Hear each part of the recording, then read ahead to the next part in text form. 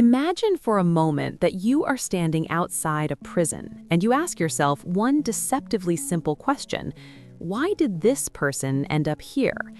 And if you are honest with yourself, you will realize very quickly that you cannot answer that question with a single sentence, because the truth is far more complex, far more layered, and far more human than any one-line explanation could ever capture. And that is precisely where multiple factor theory in criminology comes in, because this theory, more than almost any other framework in the study of crime, dares to look at the full picture, dares to say that crime is not caused by one thing, not by poverty alone, not by genetics alone, not by bad parenting alone, not by neighborhood alone, but by a constellation of intercepting, overlapping, and sometimes mutually reinforcing factors that together push a human being toward criminal behavior. And the moment you understand this theory deeply, the moment you genuinely absorb what it is saying, you will never again look at crime news the same way. You will never again say that person is just evil or they chose a life of crime, because you will understand that the reality is almost always so much richer, so much more complicated, and so much more demanding of our intellectual humility than that. Crime is not a single route, it is a forest, and multiple factor theory gives us the map. So let us begin at the very beginning, and let us do this slowly and carefully, because this is a topic that deserves patience. Multiple factor theory is one of the foundational approaches in criminology, the scientific study of crime, criminals, and criminal behavior, and it was developed as a direct response to what earlier theorists were doing wrong, which was trying to explain crime through a single cause, a single variable, a single lens. In the 19th century, for example, the Italian criminologist Cesare Lombroso argued that criminals were essentially born that way, that you could identify a criminal by looking at their skull shape, the size of their jaw, the set of their ears, a theory so reductive, so simplistic, and ultimately so harmful that it took decades for the field to move past it. But it illustrates perfectly the human temptation to find the one answer, the one cause, the one variable that explains everything. And multiple factor theory stands as the intellectual corrective to that temptation, because it insists firmly and with enormous empirical support that criminal behavior is multi-causal, that it emerges from the complex interaction of biological, psychological, social, economic, cultural, and situational factors, and that removing or understanding any one of those factors in isolation is like trying to understand a symphony by listening to only one instrument. Now, to understand where this theory comes from, we need to go back to the early 20th century and meet a man named Cyril Burt, a British psychologist who in 1925 published a landmark study called The Young Delinquent, in which he examined over 200 delinquent children in London and compared them to non-delinquent children of similar backgrounds. And what he found was revelatory. No single factor distinguished the delinquent children from the non-delinquent ones. Instead, it was always a combination of factors, a cluster of overlapping disadvantages and vulnerabilities. And Burt was among the first to argue systematically that delinquency was the product of multiple converging causes, not one root cause. And his work laid the conceptual groundwork for what would become one of the most important theoretical traditions in all of criminology. A few decades later, across the Atlantic, two Harvard criminologists, Sheldon and Eleanor Gluck, published their monumental study, Unraveling Juvenile Delinquency, in 1950, in which they followed 500 delinquent boys and 500 non-delinquent boys over many years, examining hundreds of variables across biological, psychological, familial, and social domains. And their conclusion was exactly what multiple factor theory would predict. Delinquency was best understood not through any single variable, but through an interlocking web of risk factors. And the more risk factors a child had, the more likely they were to engage in criminal behavior, which is a finding that has been replicated so many times since then, across so many cultures and contexts, that it is now considered one of the bedrock insights of the field. Now, let us break this down into the actual factors that this theory identifies, because this is where it becomes not just academically interesting, but genuinely revelatory. Because when you look at these factors one by one, and then imagine them all operating simultaneously on a single human life, you begin to understand in a very visceral way how someone ends up on the wrong side of the law, and more importantly, how they might have been helped at any number of intervention points along the way. The first broad category of factors is biological and genetic factors, and I want to be very careful here because this is an area that is frequently misunderstood and frequently misused. Multiple factor theory does not say that criminals are born criminals. It does not say that genetics is destiny. What it says is that certain biological characteristics can increase a person's vulnerability to criminal behavior under the right, or rather the wrong, environmental conditions. For example, research has shown that certain individuals have neurological differences that affect impulse control, that make it harder for them to pause before acting, harder for them to think through the consequences of their behavior, harder for them to feel the kind of fear or anxiety that stops most people from doing something they know is wrong. And this is not a moral failing, it is a neurological reality. And when that neurological reality is combined with a chaotic home environment, a lack of positive role models, exposure to violence, and limited economic opportunity, the probability of criminal behavior rises dramatically. Whereas the same neurological profile in a stable, supportive, resource-rich environment might manifest not as criminality, but as entrepreneurship, or as the kind of fearless risk-taking that makes someone a brilliant emergency responder or a pioneering explorer. A concrete example: consider twin studies, which have been used extensively in criminology to tease apart the contributions of genetics and environment. Studies of identical twins raised apart found higher concordance rates for criminal behavior than fraternal twins raised together, suggesting that there is indeed a genetic component to criminal behavior. But, and this is the crucial but, the concordance is never 100%, which means that environment always matters, that genetics loads the gun, but environment pulls the trigger, and that is precisely the logic of multiple factor theory. The second broad category is psychological factors, and here we enter the domain of personality, mental health, cognitive development, and emotional regulation, all of which multiple factor theory insists must be part of any serious account of criminal behavior. One of the most studied psychological risk factors for crime is what researchers call low self-control, a concept developed by sociologists Michael Gottfredson and Travis Hershey in their 1990 work, A General Theory of Crime, in which they argued that individuals who lack the ability to delay gratification, who prefer immediate rewards over long-term goals, who are impulsive, insensitive to others, and risk-seeking, are significantly more likely to engage in criminal behavior across their lives. And importantly, they argued that this low self-control is primarily established in early childhood through parenting and socialization,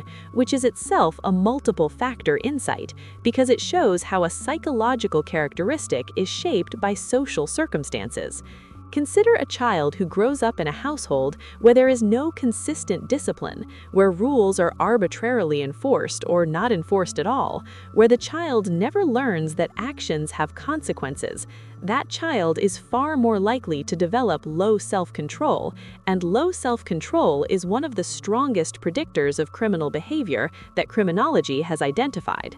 And then there is the domain of mental health, not because mental illness causes crime, because the vast majority of people with mental health conditions are never violent and are far more likely to be victims of crime than perpetrators of it.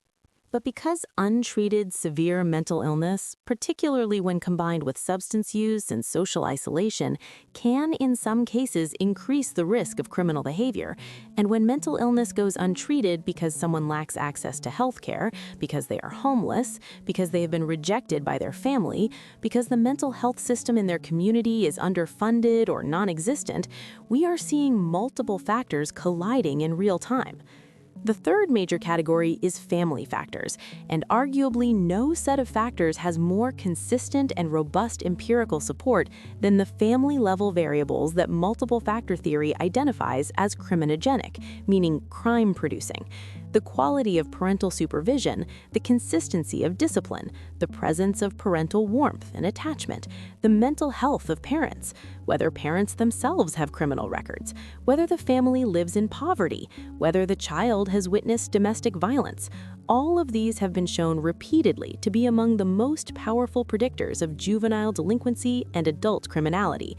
Consider the example of a child raised by a single parent who works 2 jobs to keep the family afloat. This parent is not a bad parent, they are a heroic parent doing an almost impossible job. But the structural reality of their situation means that the child has less supervision, less time with a caring adult, less help with homework, less exposure to conversations about values and consequences, and more time unsupervised in an environment that may be dangerous. And multiple factor theory says, do not blame this parent, do not blame this child, but understand that the combination of economic stress, reduced supervision, and environmental exposure creates a risk profile that is genuinely elevated, and that the policy response should be to provide support to that family, affordable childcare, adequate wages, mental health resources, after-school programs, not to punish the child after the fact for outcomes that were structurally produced.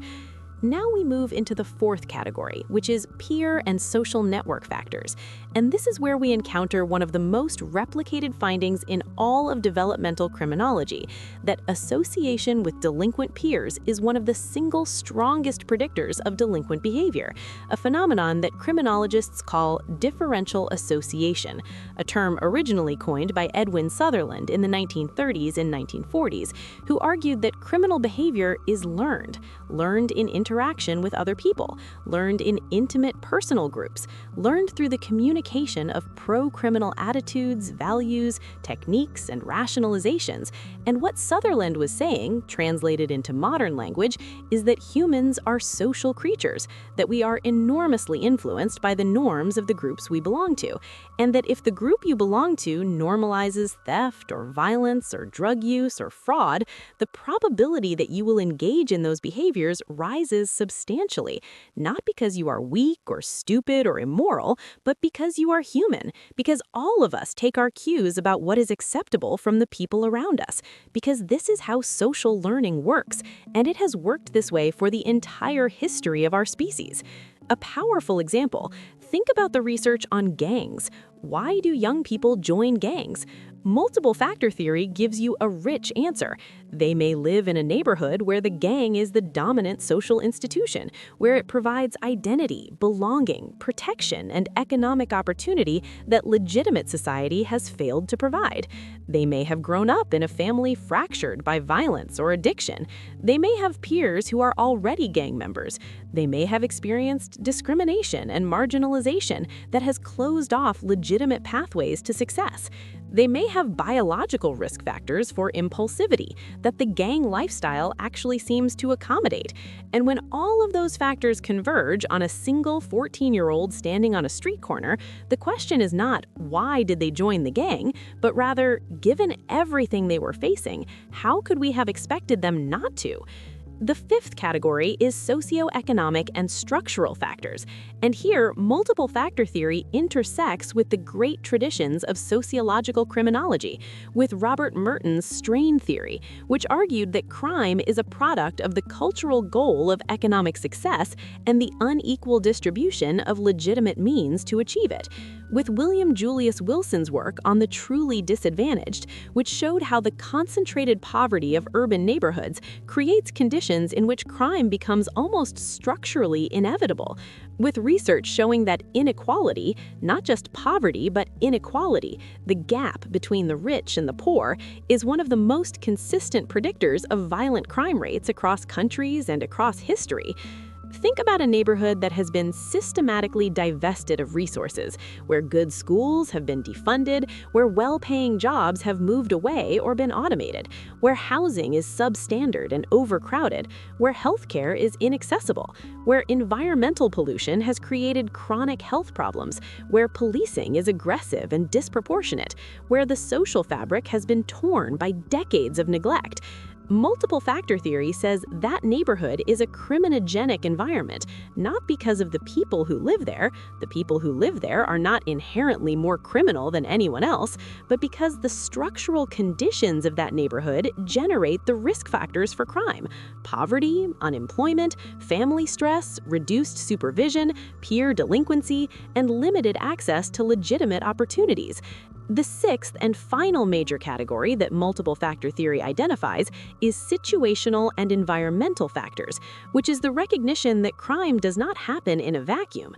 that even a person with multiple risk factors will not commit crime in every situation, and that the immediate environment, the presence of an opportunity, the absence of a capable guardian, the influence of alcohol or drugs in the moment, the presence of peers who are encouraging risky behavior, the physical design of a space can tip the balance in a critical moment. This is the insight behind routine activities theory, developed by Lawrence Cohen and Marcus Felsen in 1979, which argued that crime requires three elements to converge in time and space: a motivated offender, a suitable target, and the absence of a capable guardian. And what this tells us is that even reducing one of those three elements can dramatically reduce crime, which is why environmental design, better lighting, surveillance, and community cohesion are all legitimate crime prevention strategies, not as substitutes to addressing the deeper root causes, but as complements to them.